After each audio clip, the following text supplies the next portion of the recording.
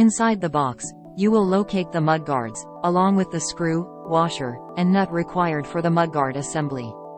Follow the instructions provided in the video to install the front mudguard.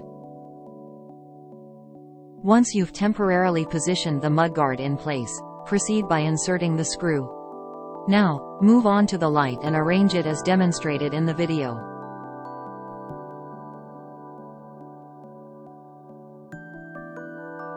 Next, place the washer and nut on the backside of the screw and securely fasten them.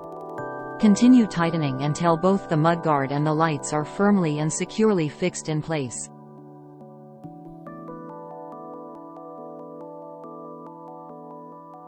Your mudguard and light are now ready for use.